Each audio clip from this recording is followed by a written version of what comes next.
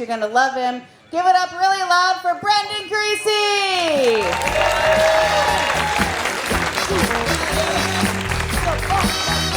Hey Eugene, how's it going? Give it up for Angie, she's great. My name is Brendan. I'm a proud sad boy. Where my sads at? It's sad boy season, baby. It's winter. It's our time now. Fuck yeah, let's do it. I'm a proud sad boy, not to be confused with a sad proud boy. Because they should be fucking sad. Yeah. I was diagnosed with depression when I was 12.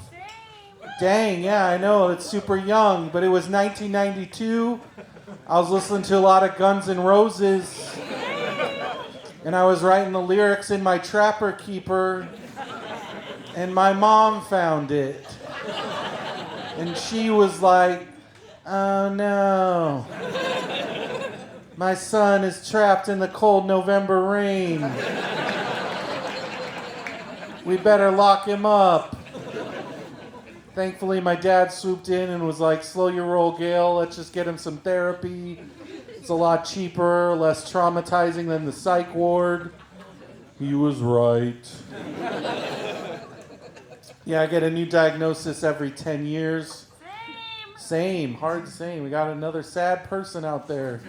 I get a new diagnosis every 10 years, 20 anxiety, 30 ADHD, 40 PTSD. I'm collecting all the wrong letters. None of the good ones. No MBA, no PhD.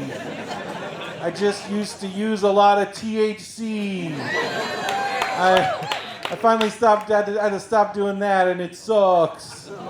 It sucks. It's fine. It's fine. I'm doing all right. Boo. The wrong crowd. I even got diagnosed with Asperger's once. I went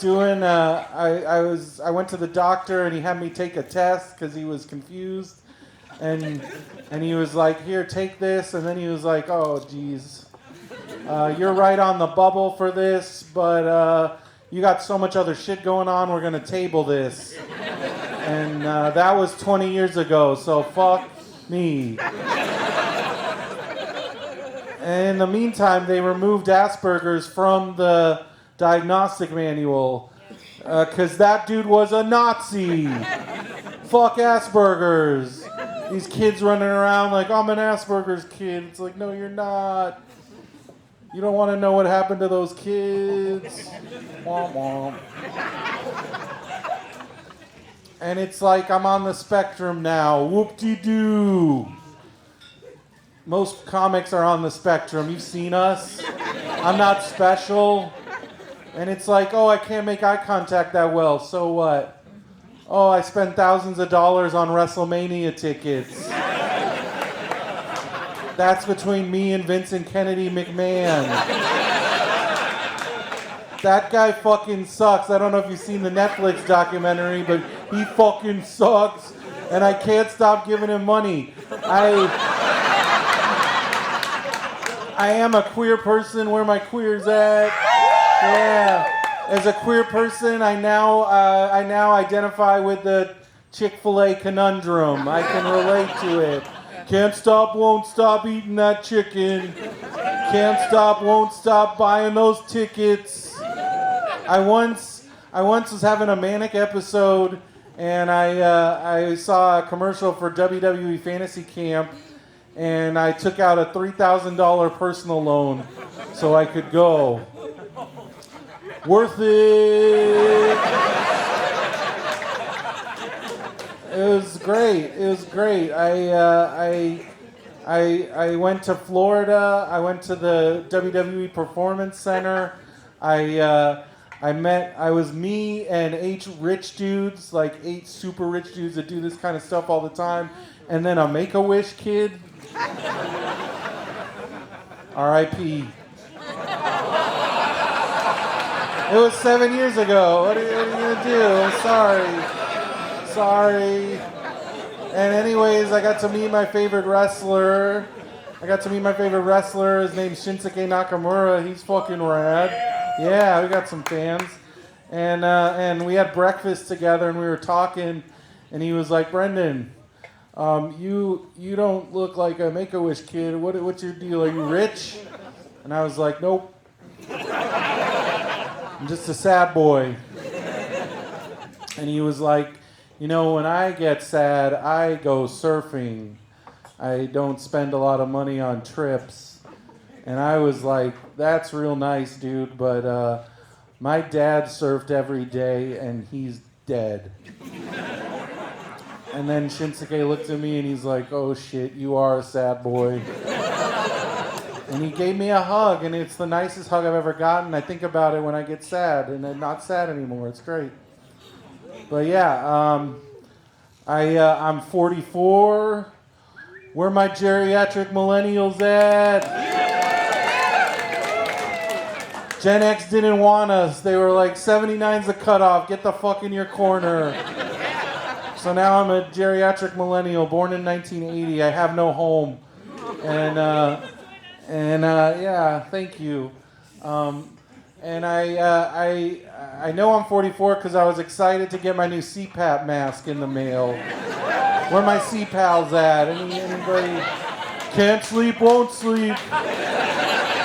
Can't sleep, won't sleep. Yeah, I'm on OHP. Where my pores at? Oh yeah, we're here. Yeah, I'm on OHP at least till January. Oh no. Fuck me. So I'm on OHP, and they gave me a CPAP machine. If you're not on OHP, thank you very much for the CPAP machine. I appreciate your contribution. And I got a CPAP machine from OHP, and they gave me a mask that cut my face open. It chafed my nose so bad I had like an open wound right above my nose, below my nose. And I went to the doctor, and I was like, what the fuck? And he was like, oh, we gave you the cheapest mask. And I was like, oh, cool. Well, you're HP. Of course you did. Can I please have the second cheapest mask?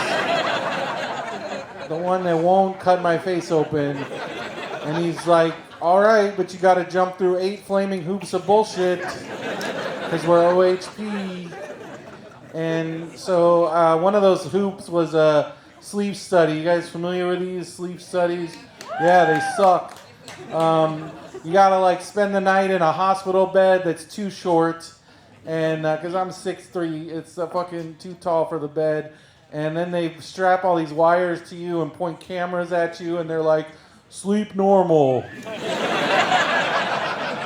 Sleep normal. And I'm like, what the fuck? And so I did it, and they were like, oh shit, your shit is fucked up. Like the doctor in Idiocracy. and they're like, they told me I had 100 apneas an hour, which I don't even know is possible. It means I stop breathing 100 times an hour. Like, oh god, I'm basically a zombie, you guys. I'm a Walking Dead Brendo. I'm dead. And so they're like, give him the mask now. Give him the new mask. And I got it, and I sleep comfortably. It's great. I love it. Getting those REMs. Still gay. Wasn't sure if sleep apnea was gonna cure that, but apparently, like, sleep apnea like causes that. It doesn't. Still like that D. Yeah.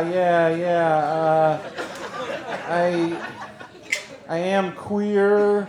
I'm a bear. Grr. The kind you want to meet in the woods. Fellas.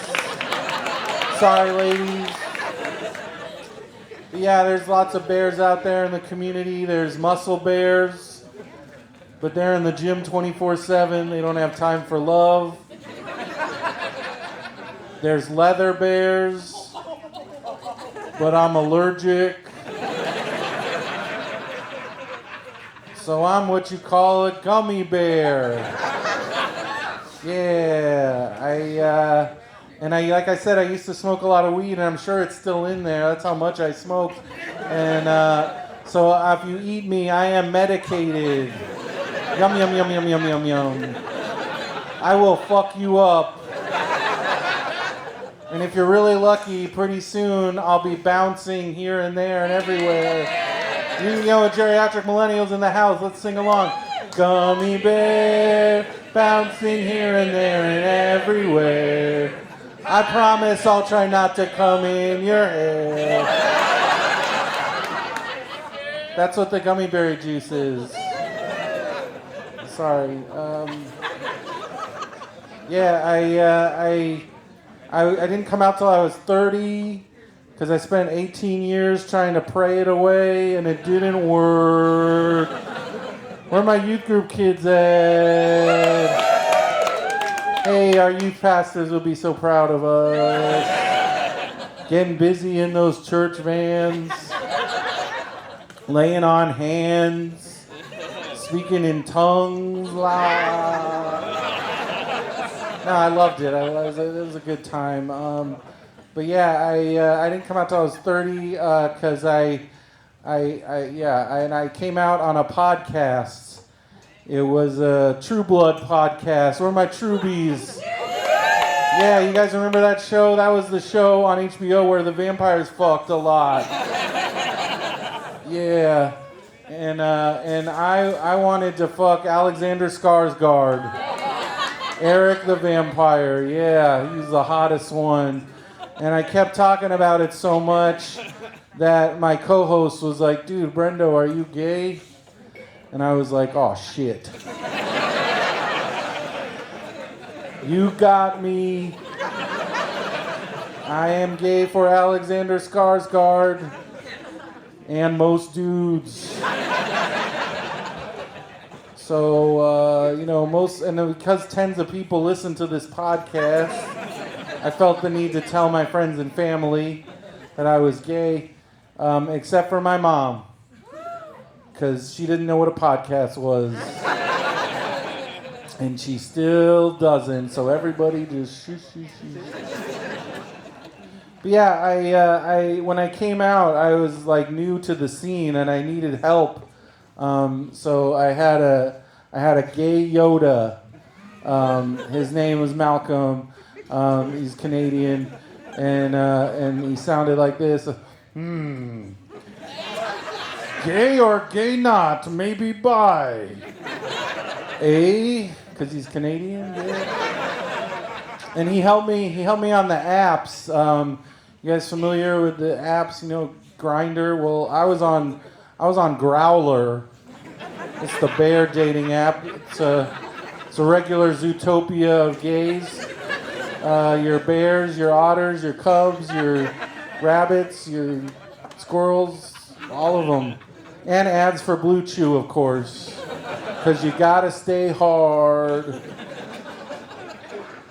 And so I was on there, and you might also want to call that app, hey, you want some dick pics? Because I got sent a lot of them, and one dude in particular sent me one. He was very handsome, and I was like, proceed.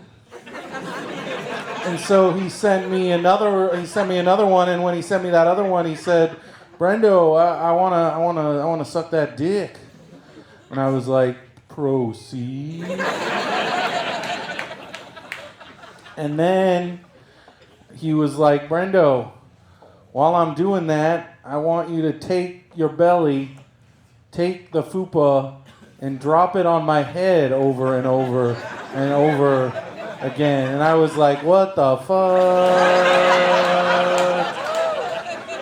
And I went back to Malcolm. I went running back to Malcolm because I was like, uninstall, swipe left. No, I'm not ready for this.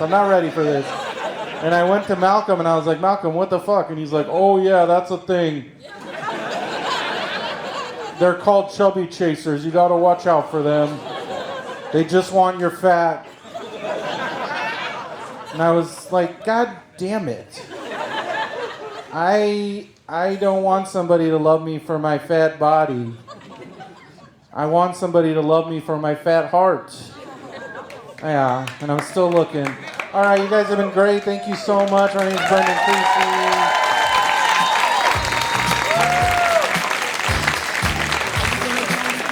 Let's hear it one more time for Brendan Creecy.